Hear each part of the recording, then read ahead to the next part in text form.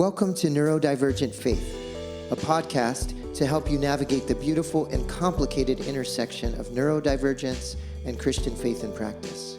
Whether you're neurodivergent yourself, or you're a friend, family member, or church leader seeking to understand more about the neurodivergent Christian experience, you're in the right place. My name's Josh Davis. I'm autistic, ADHD, a spiritual director, and an ordained pastor, and I'm delighted to have you join me as we explore the unique ways neurodivergent people experience God, worship, community, and scripture, along with special interests, sensory and attention differences, social and communication challenges, and much more. Together, we'll break down barriers, confront misconceptions and assumptions, and celebrate the beautiful diversity of God's creation in all of us. So, if you're ready to think deeply and creatively, to reconcile your faith and your brain wiring, or you just want to hear what it sounds like when neurodivergence and Christianity have a conversation, come on in. It's a bit messy, definitely interesting, and we wouldn't have it any other way. We don't do small talk here, so let's jump into something real, raw, and robust. Are you ready? Take a deep breath, hold it, and let it out with a sigh.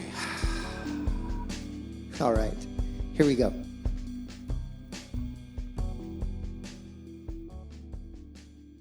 All right, well, welcome back to Neurodivergent Faith. I'm so glad that you've joined us again. We're in season 3, and there's so much to explore, and there's just endless topics. I have a list on my phone of probably 50 or 55 different episode topics, but today I'm excited to have a conversation with a listener of the podcast. Kristina and I met through this podcast, which is really cool.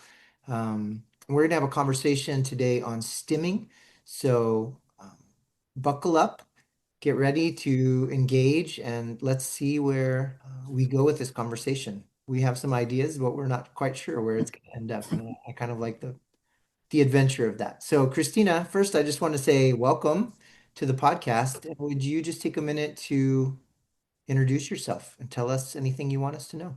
Sure. Yeah. Thank you so much for having me. It is a privilege to be here. My name is Kristina Coombes. As you said, I found you and met you through listening to the first season of your podcast, and it meant a lot to me. And through that, I connected with you, and we've shared on different topics, and stimming was one of them. And so here we are. I'm autistic and also an ADHDer. So that makes me an ADHDer. Mm-hmm. I am late diagnosed, which was about 14 months ago. It was a formal diagnosis with a psychologist, but also at the same time I explored it and accepted it for myself. It wasn't something that was put on me. It was something that I resonated with once I became aware of it. I live on the east coast of Australia by myself in a little tiny home. I'll just mention a couple of things that I do. I'm a musician, composer and songwriter.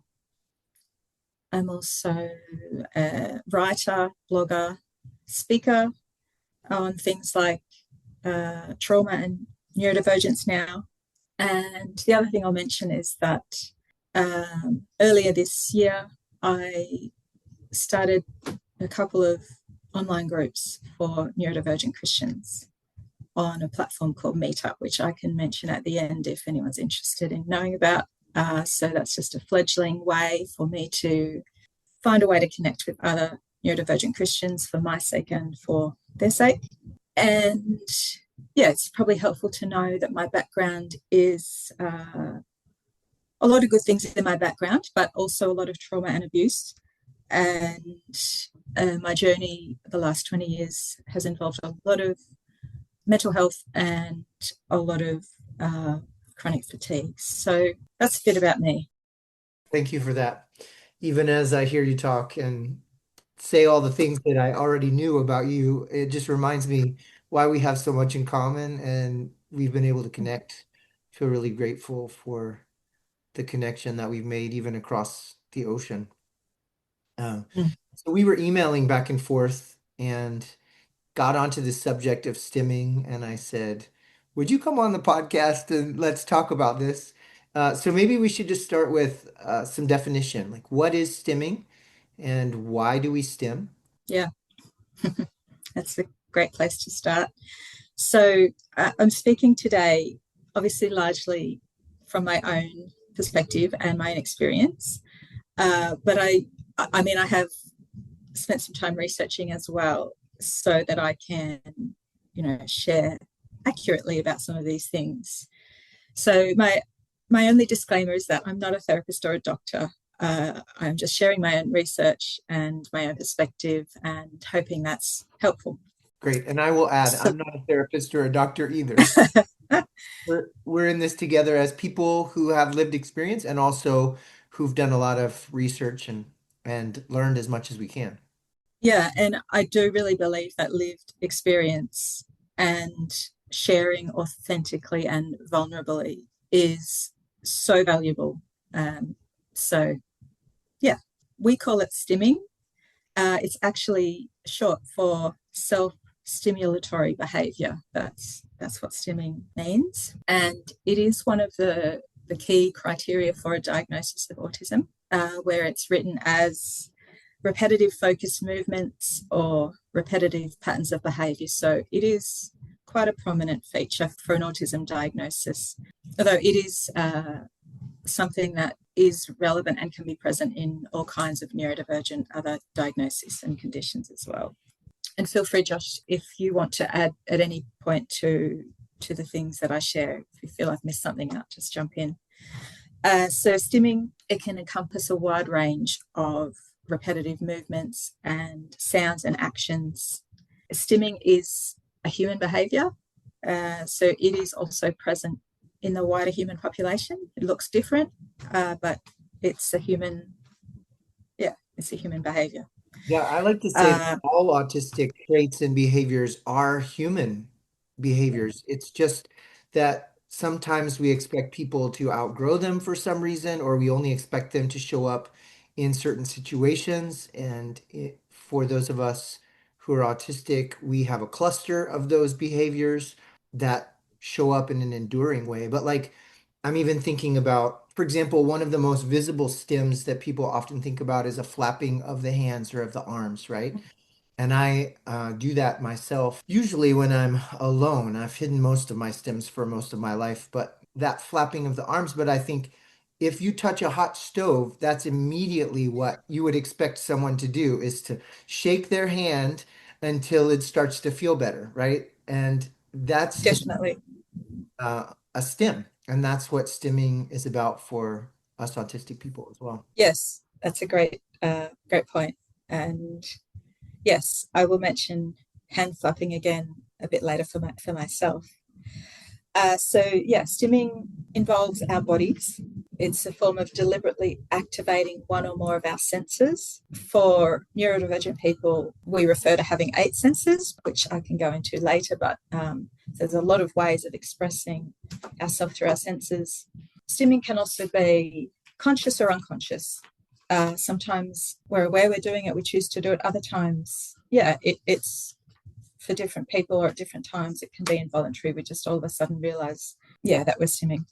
So I wouldn't mind mentioning also a little bit just about the purpose and function of stimming for neurodivergent people so that we can understand that primarily it would be for regulating and calming our nervous system, also for managing overstimulation, and also as a way of expressing emotions such as anxiety, joy, excitement. So for autistic and neurodivergent people, it's a crucial and vital self-regulation tool.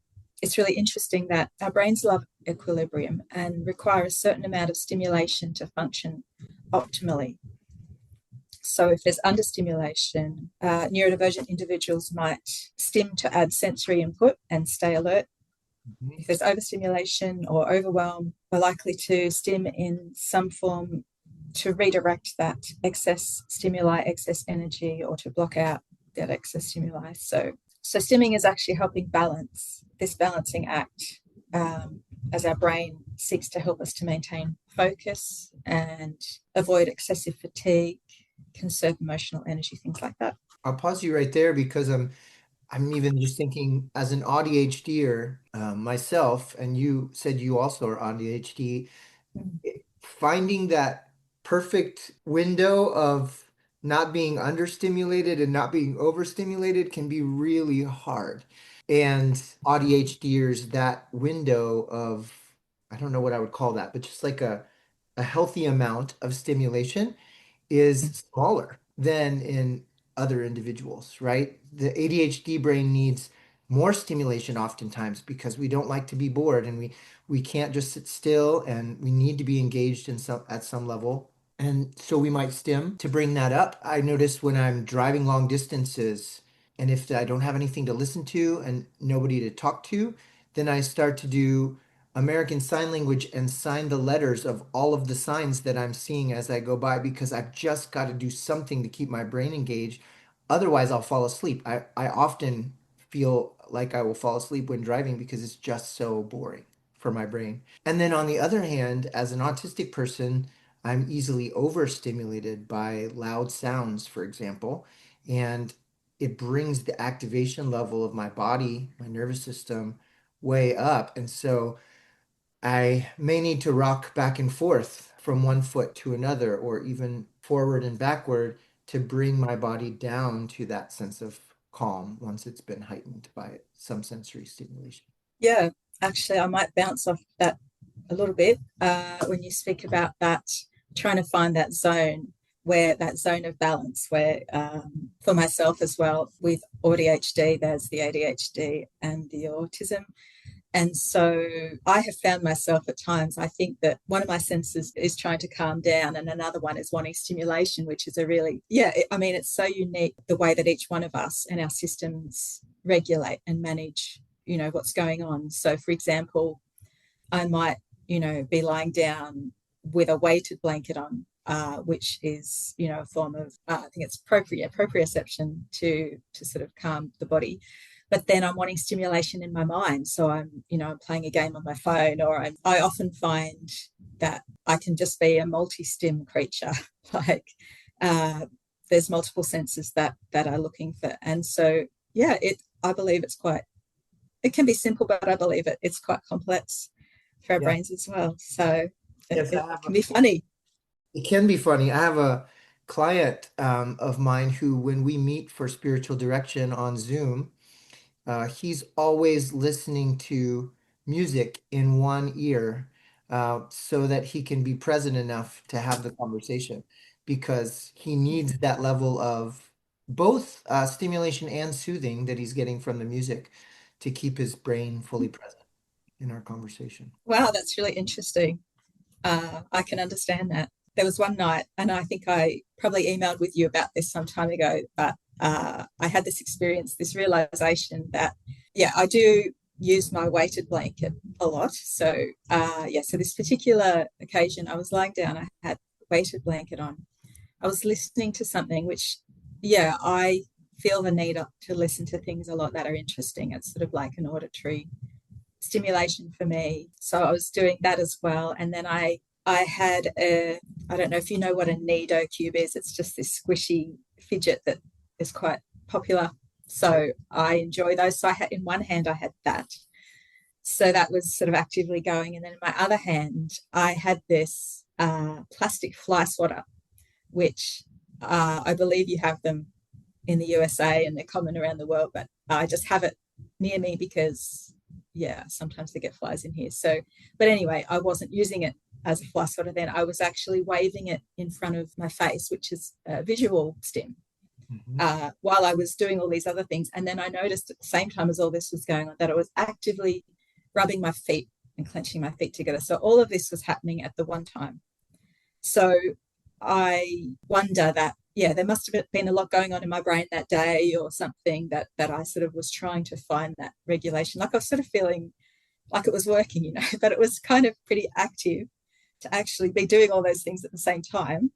But that was what I needed so it's do what you need to do in the moment and no judgment.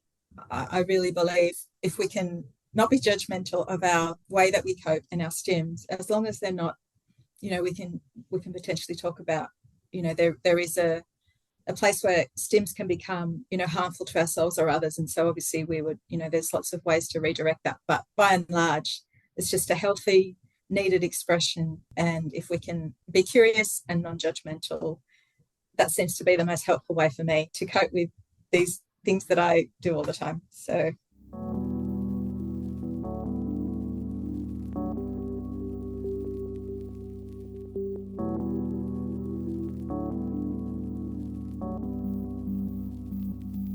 Yeah, I remember you emailing me about that day, and you mentioned that the fly swatter going back and forth in front of your field of vision, while some might find that incredibly distracting. Oh, you've got the fly swatter there in front of you. It's great. No one can see this. Kristina has this yellow fly swatter that she's moving back and forth in front of her face. That visual, some might find that incredibly distracting or even annoying, but you actually noticed that it was calming for you. And yes, so that's another thing is what might be a calming stim for one person, which happens in my family quite a bit because we have multiple neurodivergent people within the same house.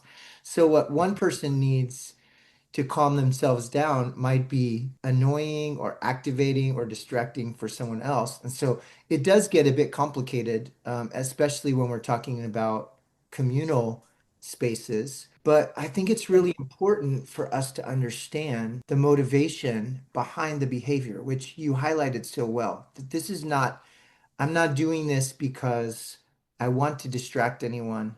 I'm not doing this to draw attention to myself. I'm doing this to help my body stay in that regulated space. And the Christian faith is an embodied faith. And to me, the biggest marker of that is the reality that Jesus himself became human and knows what it's like to live in a body, right? Knows what it's like to feel out of his window of tolerance, whether that's on the top end or on the bottom end, shut down or super activated. And yeah, I've been thinking about this idea of stimming through the framework of stewardship.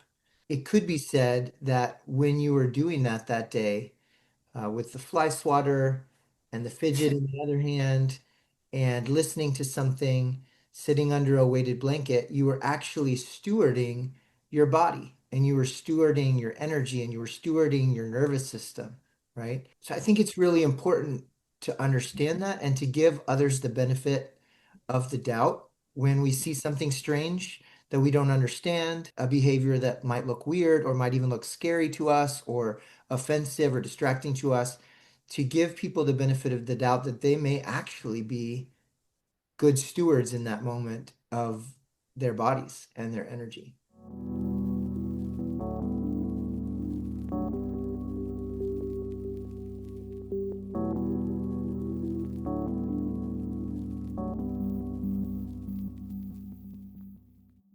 that's a very rich thought that I feel like I would like to, yeah, ponder later on as well. It also just leads me to the thought that what happens when we suppress those stims, Okay. or we block, or maybe deliberately, or not realizing what that does to us. That's a big part of autistic masking, which we're going to do a series on this season. Maybe it's already come out. I'm not sure what order these will be released in, but hiding or suppressing stims is Mm. a big part of what some neurodivergent people do in order to appear more neurotypical or to Mm. show up in the way that they are quote unquote expected to show up. And sometimes that means that they do hidden stims, like maybe we're clenching our toes in our shoes where nobody can see, or doing something inside of our mouth. Or I used to do fingering of violin songs on my hand in a very small way, where no one could see it. Um, but there's a cost. There's a social, Yes. relational cost to that, even a cost in our own sense of self.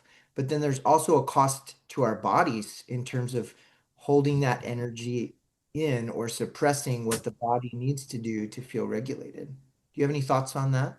Well, just before I forget, you mentioned the violin fingering. I play the flute, and I used to do scales on my fingers, like, and I still find myself when I'm walking. Yes, sometimes if I'm walking by myself, not so much, but if I'm walking in a busy street or something, it probably I have higher anxiety, and I just all of a sudden noticing that I'm doing that complicated patterns on my fingers. So I'll add something. We'll just go down this train for a second and then we'll come back. yeah, Because when I finally started paying attention to what I was doing,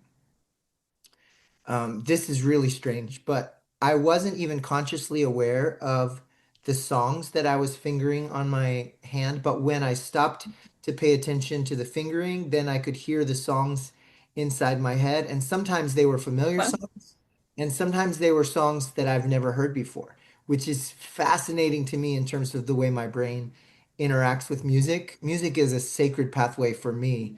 And it's happening in me at a subconscious level sometimes, even when I'm unaware of it, which is kind of boggles my own mind. But I was asking you about the costs of suppressing stims, social costs, costs to our own identity, and then also costs to our bodies holding in that energy and not expressing. What do you think about that?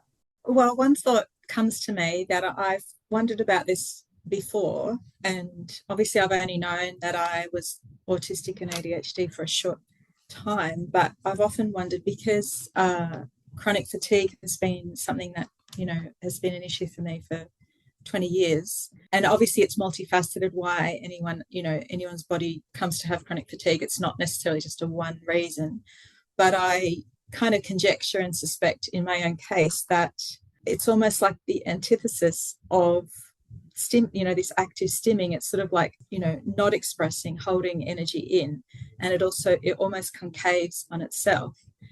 And I feel that what's happening with me is that it's almost like I am learning to stim my way to health.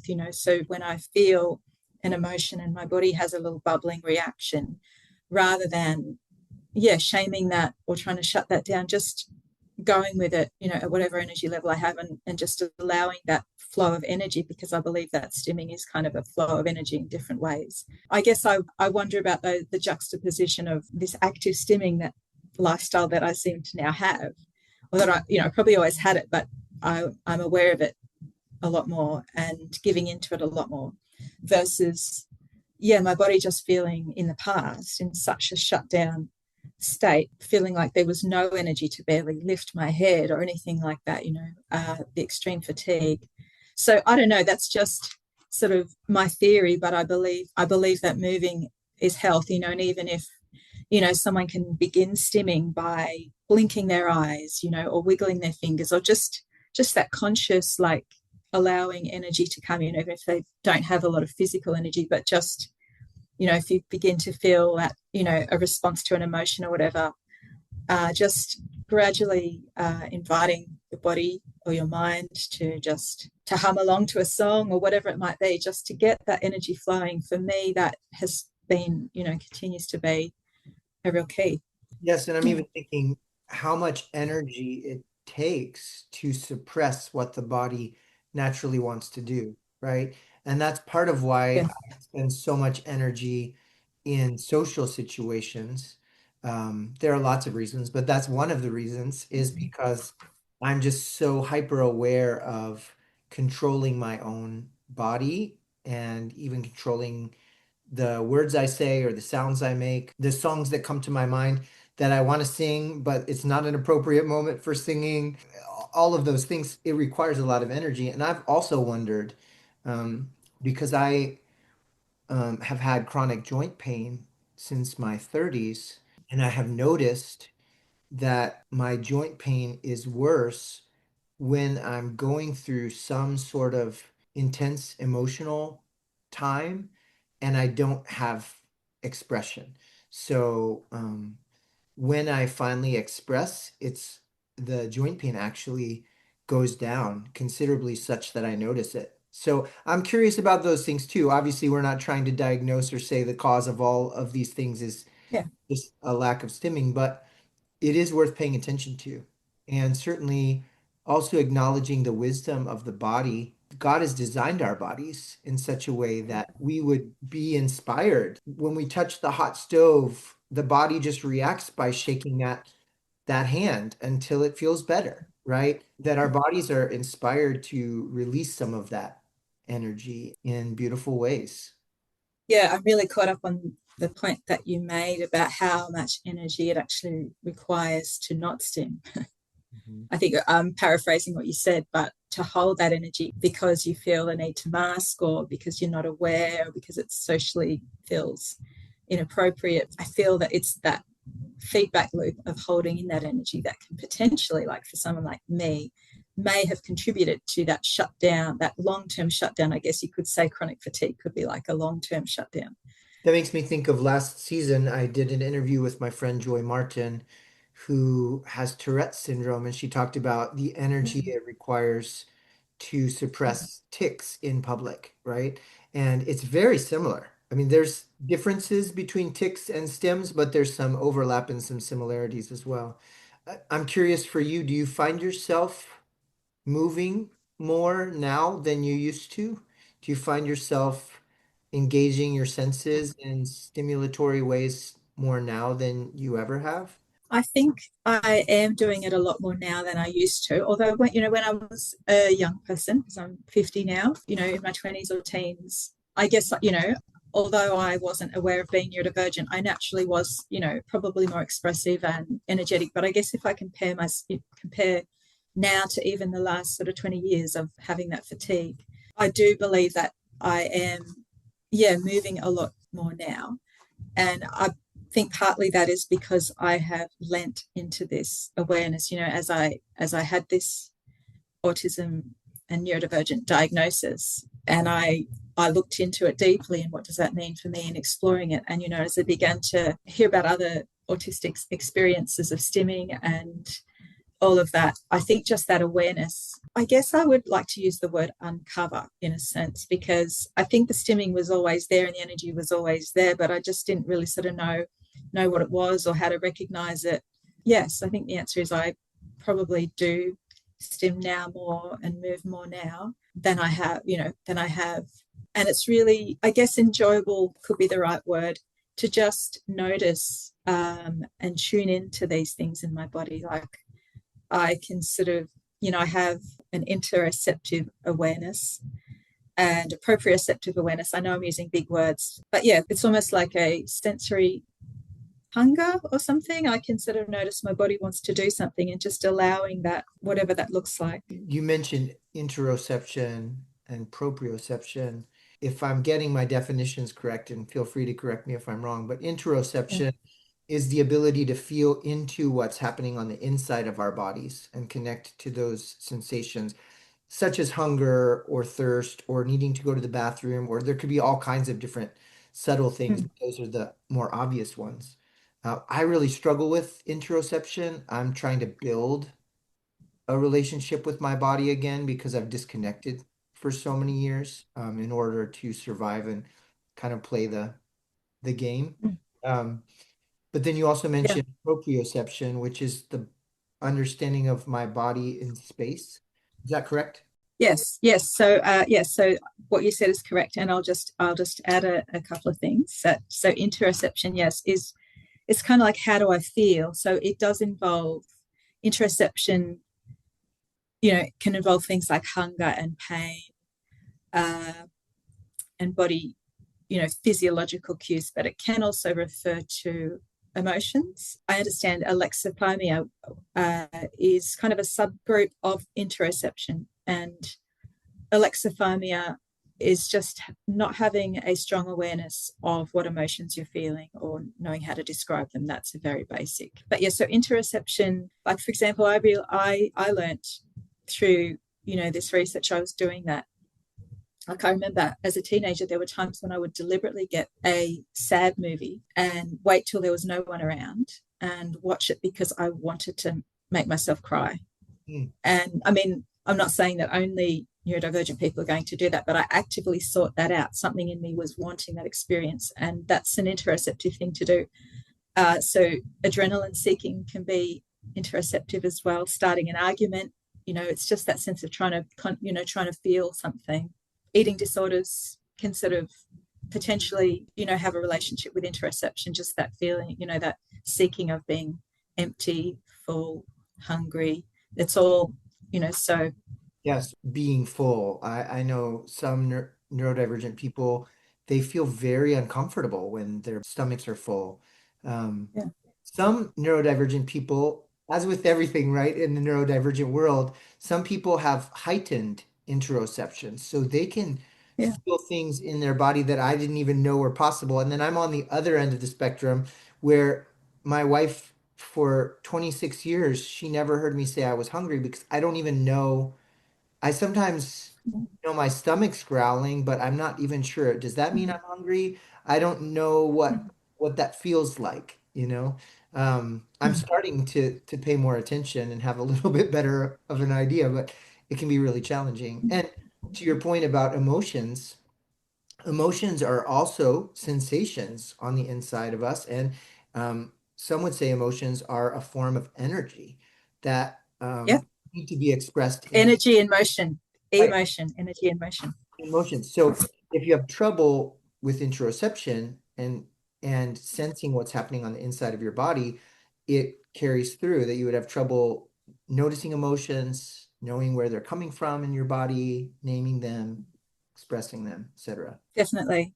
When I first met the psychologist that ultimately, helped to diagnose me, one of the parts of my story that caught her attention was that I had an eating disorder. Hmm. And there is a reasonable correlation. Obviously, it's by no means across the board, but there is, a higher percentage of autistic people that, have, say, anorexia or other eating disorders than the general population. It was interesting when I read that a lot of people with anorexia, perhaps even up to half, do have alexithymia or that kind of thing. So it's just really interesting, and I think it's helpful to explore. So I can just briefly also go into what proprioception is. So we've just been talking about interoception. So proprioception, like you said, it's an awareness of the body, our body in space, awareness of body position. If our body's seeking proprioceptive input, we're going to be looking for things that provide input to our muscles and our joints. So jumping, crashing into objects, deliberately, like crashing into furniture or pillows or whatever. So pushing, pulling, and even hand flapping. Interestingly enough, it's about your body position in space. Like, I often have reflected, why is hand flapping not universal, but why is it so common? Why is it a go-to? Children, no one showed them how to do hand flapping, but it's what they choose to do. So there's obviously some, and I do it. I didn't used to do it. I probably, because I didn't have a really good understanding of what autism was, I had a stereotypical understanding until I had my own diagnosis and I really looked into it. I would have, thought that was, a quite weird behavior, but it just very quickly became something. And it's a go-to for me. Like, if I have a lot of, if I have a sort of a burst of anxiety or a burst of excitement over something, my body just wants to do hand flapping and vocal, do a vocal stim, like just a loud noise. And fortunately, I live by myself, so I don't have to regulate that when I'm at home, which is really helpful for me. But anyway, so hand flapping is part of proprioception, and things like using weighted blankets and even something called a body sock. It all helps to bring calm and regulation to proprioception. So they're very important for us to understand in the context of autism and neurodivergence, I believe, and the subject of stimming. And I think for each of us to get to know what of those self-stimulatory behaviors are helpful for us in which situations and scenarios, and also if you're a caregiver for someone who stims, to get to know their stims and potentially what they mean. Some might express joy. Some might Yes. express um, frustration or anxiety. And it's possible that the same stim could be used to express various things, but that can be a way of getting to know yourself and also those you care about. Yes, another important function of stimming is non-verbal communication. It provides a non-verbal outlet that communicates internal states. Yeah, which is interesting to me as I hear you say that. Of course, it makes sense. I get it intuitively. And then it also brings up for me this reality that often we hear about how neurodivergent people have a hard time interpreting nonverbal communication from neurotypical people, right?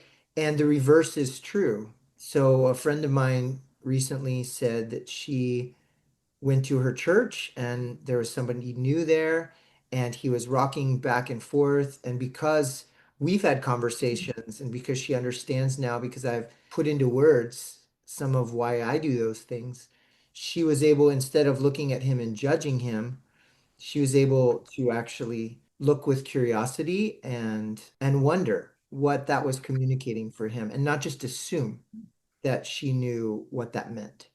That's fantastic. And I really agree and resonate with that, that I think, yeah, if you know someone, you're the caregiver of an autistic person, that perhaps you could consider seeing their stims as communication of some sort, as a language that you could interpret. Which then leads me to this possibility. Tell me what you think about this, but could stimming be a form of prayer?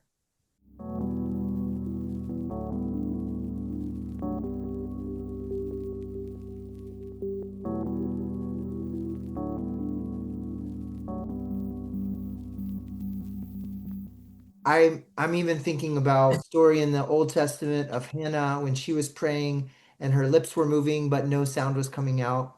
David dancing before the Lord. Obviously, dance is accepted in some worship spaces, but it could have a stimming function. Yeah, So sharing our emotion with the Lord, sharing where we're at with the Lord just simply through stimming.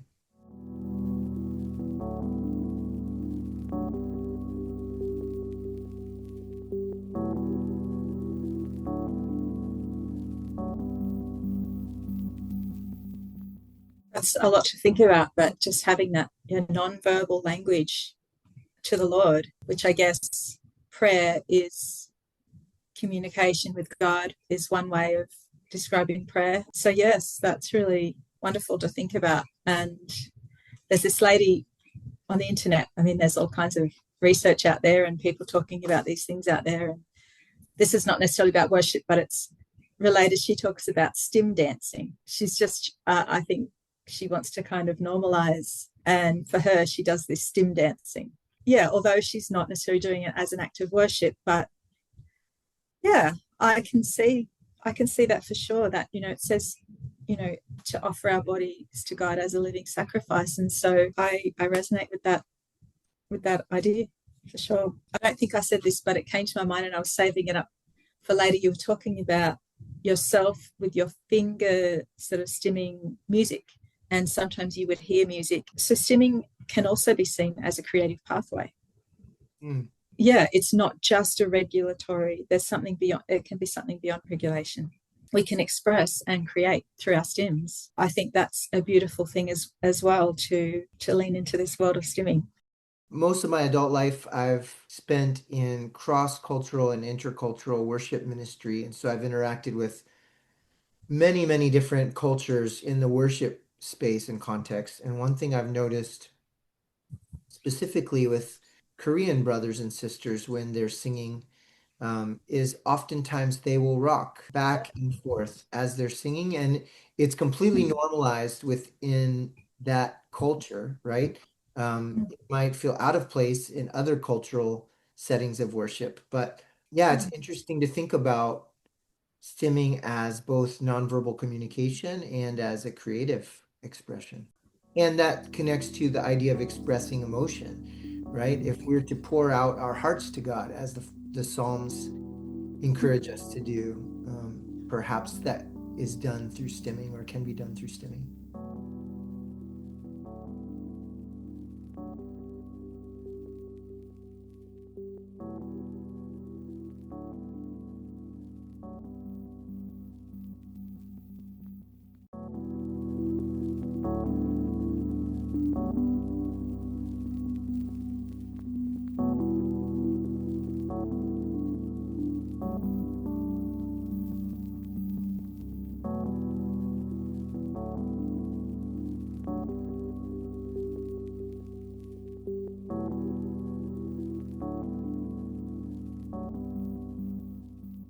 there's definitely more to stimming than meets the eye. And I think we already mentioned this, but I would like to say that stimming is very, very individual, can definitely look different, does look different from person to person, and that there is no right or wrong way for a person to stim. So that the ones that I've mentioned and you've mentioned today, there are many other ways that we haven't mentioned. There are so many ways to stim, and yeah, potentially we could do a whole nother chat on different, these other things. But yes, I think stimming exists on a spectrum, and there's no rules about how often someone stims or why or when. Yeah, the only caveat is if it moves into the self-harm or harming someone else. But it's even if someone is stimming in, and it is causing some kind of harm, I guess it's not forbidding the impulse that's behind that need to stim. It's just redirecting it. In my teenage years, and it's continued, to be honest, into my adult life, but it was very prominent. I would literally spend hours doing things like squeezing my pimples in front of the mirror, or something like that, or I would get a pair of tweezers and I would just pluck hairs out of my legs for hours. And it was just sort of this soothing trance. And I'm not saying that's an ideal thing to do, or I would pick my fingernails, just that kind of those sort of body focused repetitive behaviors. I was pulled up. I remember as a young child, because someone noticed that I had scabs on my legs, and that was that it was something. So yeah, I did have a lot of challenges in my environment, as I briefly mentioned, trauma and abuse. So I feel that that was probably just my outlet. Yeah, I honor and recognize that my body was just trying to cope with these behaviors, and that was the form of stimming that I knew. And I guess it was effective in a way. It kept me alive, kept me going somehow. It was still moving that energy through my body. However, yeah, I do still have that urge. Like I do have a lot of strong sort of those urges continually, but I guess I've just learned, to find just different things. Like, I like little tasks where I can involve my fingers, sort of picking, I don't know, labels of things, or crochet, or so that's that was just off a tangent of when stims can be causing harm. Yes, I'd like to stay there for just a minute because to me, again, it could be framed in this idea of stewardship, right? So, what does it mean to be a good steward of that energy and that impulse that says we got to get something out, right? Similarly, I think about this with emotions, and some of the work that I do with clients in spiritual direction is to pay attention, for example, to an emotion like anger, which sometimes gets a really bad rap, but I actually think anger is really important and beautiful and has important functions. So, what would it be like to bless the anger and then to direct it into a healthy form of expression that leads to connection and to justice and to beauty and to righteousness, just like Jesus did when he drove the money changers out of the temple, for example. Um, so, how could we bless the impulse to stim, even if it's being expressed in a way that is harmful to somebody, to themselves, or to someone else? How could we bless the impulse to stim while redirecting that to something that brings connection and beauty? Redemption, definitely. And I think also it is good to be curious about the impulse. Obviously, not everyone will be able to put into words what the impulse is inside them that's leading them to stim or to whatever the behavior is. Um, it's possible that some of the impulse, for example, to certain behaviors could be coming from a place of shame or coming from a place Yeah, of fear. And then what would it be like to actually address the shame and the fear in a healthy way rather than shaming the behavior and adding more shame to the shame, you know? exactly.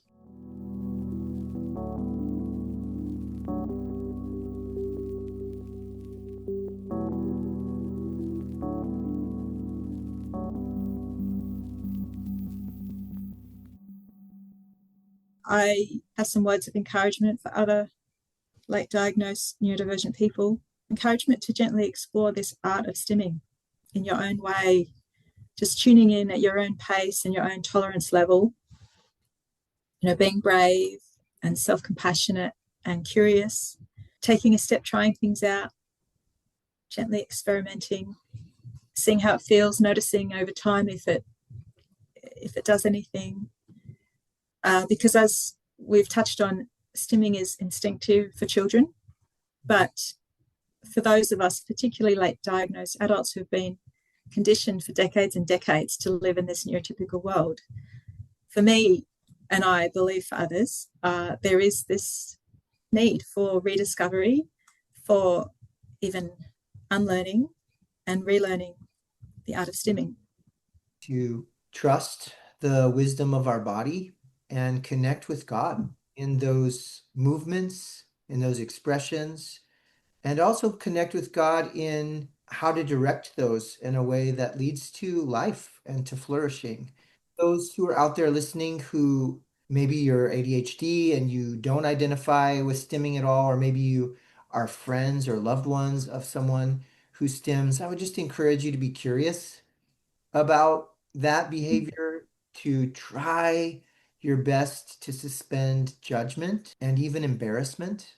And what would it be Yeah. like to see that as someone stewarding the body that they have been given and the energy that's flowing through that body? I know for me, for example, I don't need to stim as much when I'm by myself because when I'm in social situations, I not only have my own energy to deal with, but I'm also picking up on what's happening with all the other bodies in the room, and that's overstimulating to me. Um, and reframing that this could be a way of stewarding not only your own energy, but the energy of the space where you are or what's happening in the world that might cause us to stim. Yeah, today's conversation has kind of kept coming back to that concept of stewarding our bodies and how we do that, and just exploring that idea. If you like, to finish, I do have this list of, I guess I've called them loving declarations about stimming, and they're just kind of things that I say to myself, just maybe 4 or 5 sentences that I could just share, and perhaps they would resonate with others as well. It's my version of speaking life over myself and that kind of thing. So if you'll allow me, I'll just read a couple of sentences of things that I encourage myself with. Let's do it this way. Let's have you read the sentence and I will repeat it as my own affirmation. And if you're listening to this podcast, you could speak it along with me as we repeat after Kristina. That's a brilliant idea. Okay. I settle into my own body's unique rhythms. I settle into my own body's unique rhythms. I honor the needs of my body. I honor the needs of my body. It is safe to listen to my own body. It is safe to listen to my own body. I am learning to work with my brain and my body and not against them. I am learning to work with my brain and my body and not against them. I was made wonderfully and not shamefully. I was made wonderfully and not shamefully. And finally, stimming is an expressive language, and I choose to move a little closer. Stimming is an expressive language, and I choose to move a little closer.